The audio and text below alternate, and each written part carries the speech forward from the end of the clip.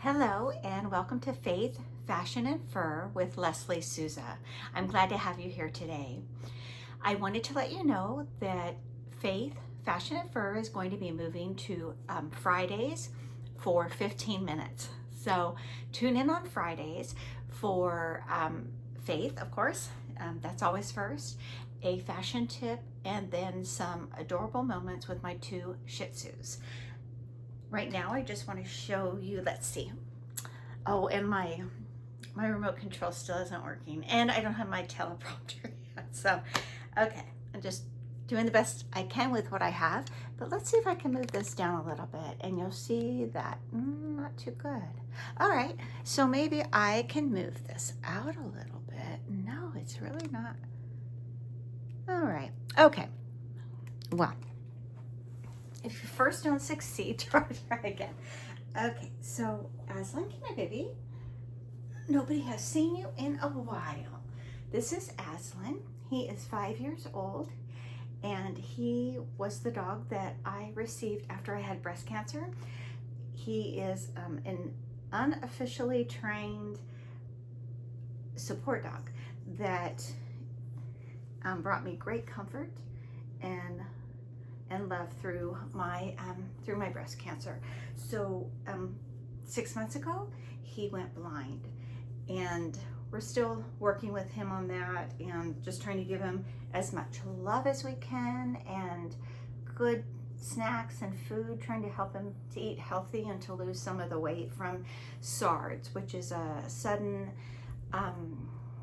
acute retinal disease that he unfortunately got at only 5 years of age. So just trying to still work on that, but he says hello to you this morning.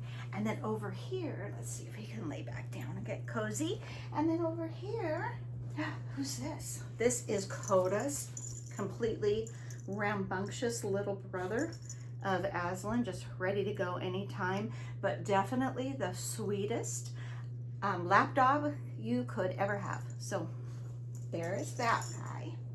All right, so I've shared a little bit with you about my breast cancer, and I'll continue to share those kind of things and just different things that I have gone through in my life, how I coped with it, the only thing that got me through it was always the Lord. So I have no story to tell without including him in my story. Some people tell me we'd love to hear your stories, but we don't want to hear about God. Well, I don't have a story without him. So in these present times, and even before, there's always been people that have lost their jobs and that kind of thing, but in these present times it just seems to be more prevalent, and maybe some AI stuff coming in that's causing people to lose their jobs, and just budget cuts and that kind of thing. So that's something that happened to me not too long ago. This time last year, I actually had just stayed in my office for 2 weeks alone. The last 2 weeks, just everyone had gone home to work from home. They were going to telework, and we'd never been able to do that full time or anything like that before, but they were going home to telework, and I was in the office. I did have one coworker that asked if she could stay with me, so that was greatly appreciated, and I'm glad I had her there. I think it would have been a lot harder not having her there with me. But it came down to that last couple of weeks of all the furniture being moved out, and I don't know if I mentioned I'd been at my job for 40 years. So anyway, I did write something about that for one of our newsletters through the NCBC and National National Conference of Bankruptcy Clerks. That's it.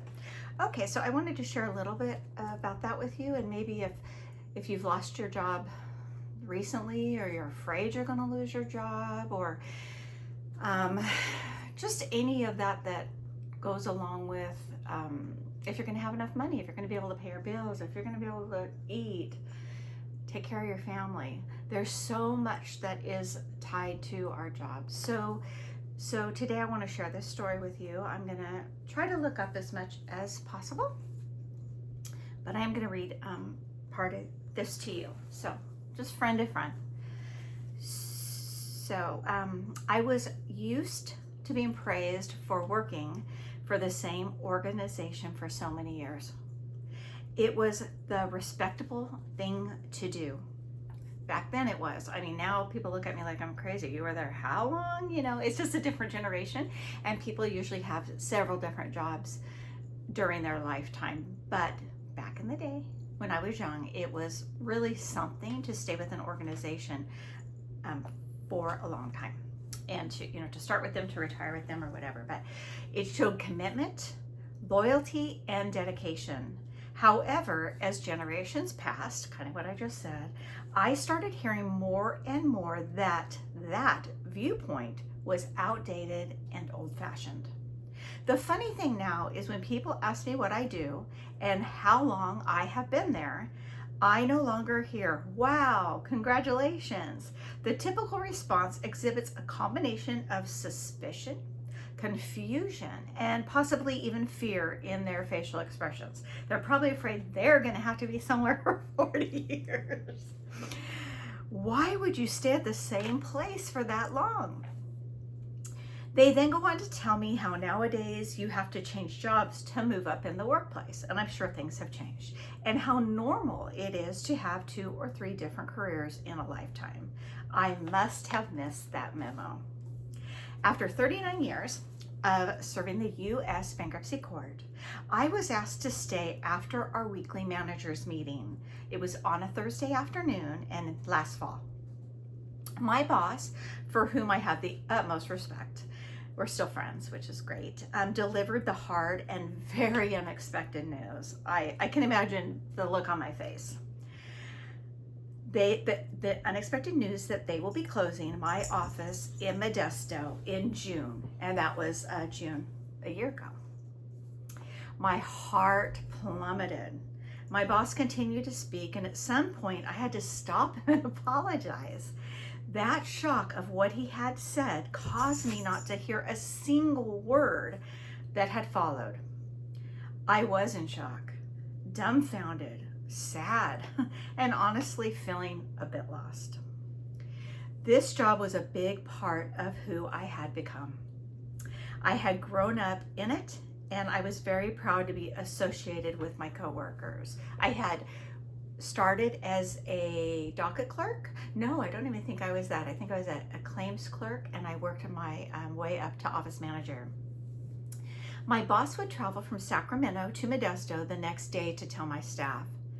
These were colleagues and mentees, and over the years, they had become my friends. They were hardworking, diligent, admirable employees. I had invested in them, and they in me. And they had repeatedly made me proud to manage such a dedicated group of individuals. When our boss delivered the news, my heart sank for them like I was hearing it for the very first time. Although his honesty and transparency were characteristics I had always admired. After my boss left, I tried to encourage open dialogue. I tried to offer the staff what I needed because we all needed the same things. We all needed to talk it through. I needed to be empathized with. So I tried to express empathy towards others at every opportunity. I shared my feelings about the closure with my staff. I was transparent. This wasn't how I had imagined my retirement. That's another thing, a different thing, but it goes along the lines of what I said. If recently or coming up, or if you are going to be facing a forced retirement, I wasn't forced the retirement because we were offered jobs in other offices, but it just wasn't feasible for me because of the distance I would be commuting, and I'd been with the court system for so long. I knew in my heart it was time. And it's probably a really good thing that this did happen, because I didn't realize until after I retired how exhausted I was. I was tired, and I don't know if I would have left on my own. I don't know that I would have. I I was so used to it, and I'm a creature of habit. I don't like change, and I probably just would have kept going and going and going. And this forced me to stop and figure out what life looked like after the bankruptcy court. So I shared my feelings about the closure with the staff. If I had a choice, my retirement wouldn't have been for another 2 years. That's what I was planning. At one point, I was planning on retiring. I was 56, and when I was going to have my consultation with the retirement specialist, and through the government, we were only allowed to have one of those during our career, I was diagnosed with breast cancer. But they still made me meet with them. I know it sounds terrible. But I did meet with him. It's the day after I had my chemotherapy. I had my husband sit right next to me so he could help me. I made notes, and it all worked out being just fine. And the current judge that retired just right before me, he had, where was I going with this? You guys, if anybody's watching this, you guys are getting to know me well enough to know that this always happens. But he, oh, okay, maybe it'll come back. Maybe it won't. So, I know what I was going to say. He was awesome. He got me another appointment before the office closed with the retirement specialist. So I did get to do that again, but I ended up not retiring when I was 56. I stayed for another 5 years, and I just thought I'm going to make it 2 more years because my retirement would be more if I made it to 62, and I was getting really close. But that was not in my cards. So I felt like someone had stolen my ball. Like I'm playing basketball, and somebody just comes by and steals my ball. It's like I don't have the power to make my decisions anymore. Somebody above me has already made them for me. It wasn't in my court, no pun intended, any longer. Bankruptcy court. In case you didn't make the correlation. So my picture perfect retirement, including checking in occasionally, office visits. Once in a while. I was never going to be one of those people that was a nuisance and said I couldn't wait to retire and then came in every week. Taking Starbucks orders. While I was working there, a lot of Christmases, I would get everyone a Starbucks. So I thought, hey, maybe after I'm retired, I could do that once in a while for the staff. And then just meeting staff members, people I'd worked with and that have become my friends that I still love, like one-on-one for lunch. And stopping by my old office just to say hi. But now we will all be scattered. So that's how I felt after I got the news. It's like, now we're going to be scattered. I looked for passion and purpose in this news and started writing letters of recommendation and helping update my coworkers' resumes. I sent job links to anyone who wanted them. It was practical assistance, but I had to accept that I couldn't do all that much. The decision had been made. I couldn't undo it. I couldn't make the closure work for everyone's families or even for my own.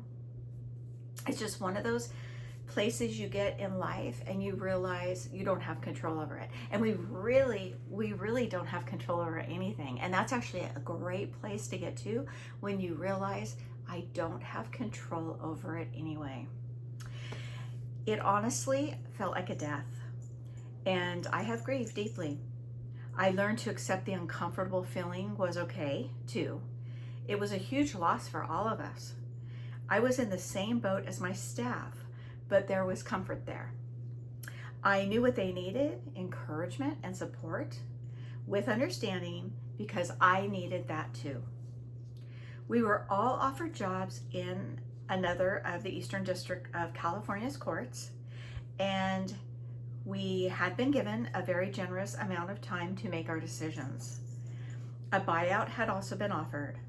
Although the announcement of our office closure was painful, we were all treated with dignity, fairness, and respect. One of the hardest things is that everyone, turn the page. I don't remember if you had those books when you were little.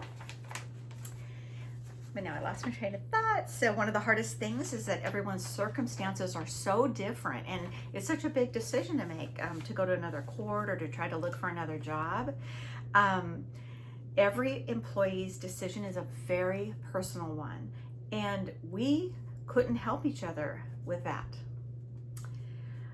I knew I was one, and I know I am was one of the fortunate ones who could retire. And there were some others who could retire, and they did, but there were others who weren't at that place in their life yet. And some of us did take the jobs that were offered. 2 people went to the Sacramento court and 1 went to the Fresno court. But for some, the long commute didn't seem feasible, or they weren't in a position to move. They were married, their husbands had jobs, their kids were in school, they owned their home. There's just so many things that can stand in the way of us being able to make an impromptu, spontaneous decision like that. Not to mention huge decision. In the future, when I am asked what I do, I will not answer, I am retired. So if you ask me right now, I'm not retired because I'm really busy. Because it sounds like an ending. My response will be, I am retiring, as in an active verb. I have enjoyed an incredible career with the U.S. Bankruptcy Court, and for that, I will be forever grateful, and I am. I am a mom, I'm a grandmother, I'm a Christian women's ministry leader in church, I'm a published author, and who knows what else I may become as I am retiring. A bankruptcy court division manager is not all that I am, not even close. The judge that we had there at the time, the last judge, that was with us, he tried so hard to keep our office open for so many years, and I know that's a lot of the reason why it stayed open for so long. But he once told me something that I want to share with you. I'm not taking an off-ramp when I retire, or when I change to a new job. When I, try not to look at it like an off-ramp. I'm taking an on-ramp, and that's exactly what I plan to do. I keep going over my 15 minutes, so I think I'm just going to make this 15 plus minutes because it's just not working. It's not happening. But I do want to tell you that with my employees, we have stayed in touch. Whoever's available, one person moved to another state, so they're not available. But out of those that are available, we try once a month, whoever can. It's rarely all of us. Try to meet for a coffee on a Saturday or something like that, and keep those friendships going, because they're long. They've been long, kind of lifetime friendships. So like I said, if you're going through anything similar, I wish the same for you. As far as remember that as a Christian, God is in control of everything that happens to you. Nothing happens that doesn't go through him first. So I'm not saying it's going to be easy. Those times when it's not is when he really shapes us, and he molds us to be more Christ-like. But something good always comes out of our trials, and God never wastes a hurt. And he promises, and he's never broken a promise to me. He promises to give you a roof over your head and clothing and food. It may not be a fillet, but he sustains us in every way, emotionally, physically, mentally. He never leaves us. He never forsakes us. So just know that you're not alone. You're not the only person who has gone through this, because sometimes there's just comfort in knowing that somebody else has survived. Like I said, a year ago today, I was home teleworking. I had finished up at the office all my belongings and desk, and I don't know, all those things that I was so attached to at the time were being repurposed and moved. And then I teleworked from June, the middle of June, until September, the end of September. And since then I've been retired, and I am finding some wonderful things in retirement. I'm really enjoying the slow mornings, the coffee, the longer time that I have with the Lord. I'd rushed out of the house for 40 years basically. So I'm just enjoying that downtime. I'm enjoying my dogs. I'm enjoying that cup of coffee once in a while with a friend. I'm going to a lot of writing retreats. I'm doing a lot of writing. I've been traditionally published now, and that was something that was a goal for sure. One I didn't know if I'd ever obtain, but I have obtained that, and I'm going strong in that area, and I'm still and plan to continue in the women's leadership group at my church. So I taught a couple of classes this summer. I've got one more in July, and just there's some really good things that come with new beginnings, and it doesn't even have to be retirement, but be open and read the Bible, pray, and praise God even when you don't feel like it, because that's in my life, that's a lot of the times that he has spoken the most deeply to me. So I want to share a couple things here with you really quick. Okay, let me pull this off. But here's your fashion tip for today. Life isn't perfect, but your outfit can be. This is a true story. I hope to take you thrifting with me sometime. We're going to have a lot of fun. And thank you for checking in. And I don't know if there's anything in particular you'd like to hear about on here or talk about, or let's see, hear me talk about. Please let me know in the comments. Please let me know what you're liking and what you're not liking in a kind and courteous way. I can always accept constructive criticism. I'm great about that. I don't take it personal, but I don't like mean girls. Anyway, I hope you have a great day. And like I said, Faith, Fashion and Fur is switching to Fridays. So it's going to be just on Fridays for 15 plus minutes. I hope to see you there. Bye.